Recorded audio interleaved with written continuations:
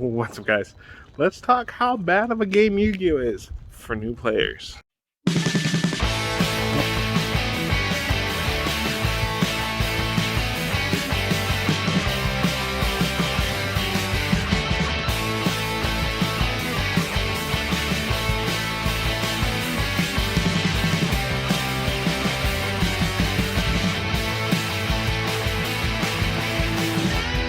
Okay, guys, so now Yu-Gi-Oh is no longer a game for new players. Let's be real here, okay?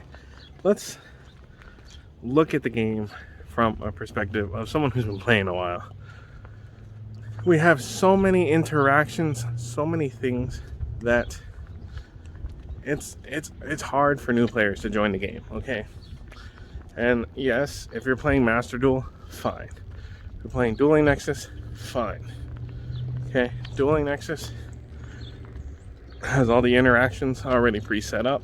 You can use any card in the game, and you can play a bunch of games, okay? My brother uses Dueling Nexus. He plays tons of competitive decks, but as far as going to events are non-existent for him because, well, he doesn't have any of the cards. And let's be honest, Ash Blossom alone is between $30 and $60 right now, and most decks are running 3 copies of Ash Blossom. That's $100 already, and that's not even the rest of your deck. Imperfect Impertinence or whatever, well, those are like $15 a piece, and everyone's running 2 or 3.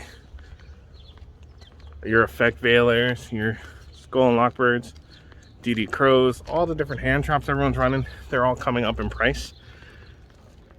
Effect Veilers are still fairly cheap. Skull and Lockbirds, I think, are cheap as well.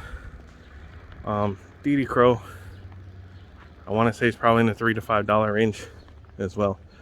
But that's not the point.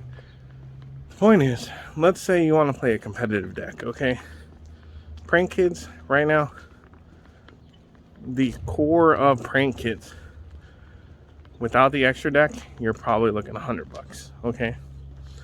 With the extra deck and added hand traps, you're probably somewhere up in the $200 to $300 range, okay? So if you're not playing Master Duel, you're not playing Dueling Nexus, to play actual paper Yu-Gi-Oh at locals and have a chance, you're spending $300 to $400 on a deck. On a deck, okay? One deck. And that's, Prank Kids, from what I understand, is one of the cheaper competitive decks right now. If you're talking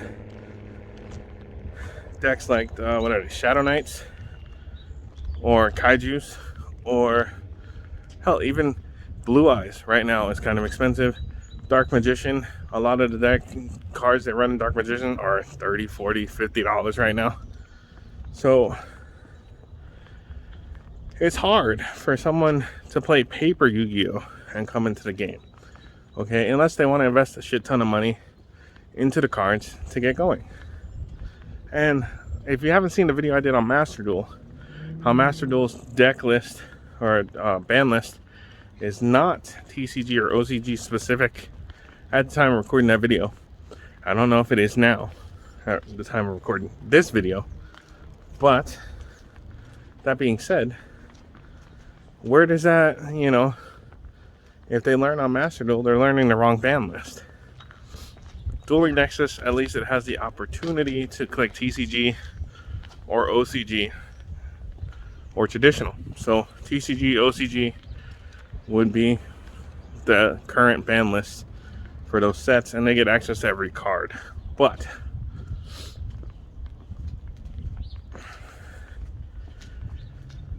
it's not an easy game to get into if you're gonna play paper Yu-Gi-Oh, okay? So let's forget Dueling Nexus and Master Duel. Let's say I'm gonna go out, buy 3 of the structure decks that are out at that time, and try and play Yu-Gi-Oh. 9 times out of 10, unless there's an Ash Blossom in that structure deck, which I highly doubt, maybe Ash Blossom will get a reprint in the near future, you're only gonna do so good at a point, okay? you're not going to beat the tier 1 decks, chances are, unless they're not fully optimized tier 1 decks. And that, at least in my opinion, makes for a bad play experience for new players. Like, they're gonna fork this money out to play, and just because they're not doing $300, $400, $500, they're not winning or keeping to a level where they can keep up with tier 1 decks. And maybe, yeah, maybe they're just playing for nostalgia. Maybe they're not playing to go to locals and win, but they don't have a chance to win at locals unless A, they build a rogue deck that breaks the format, which those are far and few between every year. Maybe you get one or two, but generally speaking, everyone's going to be playing those tier 1 decks. And unless they want to throw money to buy a tier 1 deck and then take the chance that the ban list hits it. So there's a lot of what ifs with getting into paper Yu-Gi-Oh, especially if you want to win locals. Like, winning locals is not, unless you have a fairly casual locals where they're not running all the hand traps and the Nibiru's and stuff. But if your locals isn't running any of those, then when you go to an actual event, once we get live events like the YCSs and stuff, you're not going to hold up there because everyone's going to be playing tier 1 decks. Let me know what you guys think down below, though.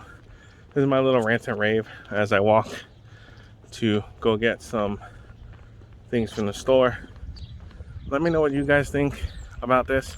Is Yu-Gi-Oh a new player game anymore, or is it too much for new players to play at least paper Yu-Gi-Oh? I understand they can play on Dueling, Nexus, and Master Duel and stuff for fairly cheap, but let me know what you guys think down below. Give the video a big thumbs up and hit the subscribe button. We're uploading Yu-Gi-Oh videos weekly again, and hopefully we ain't leaving the game this time, but I will see you guys in the next video.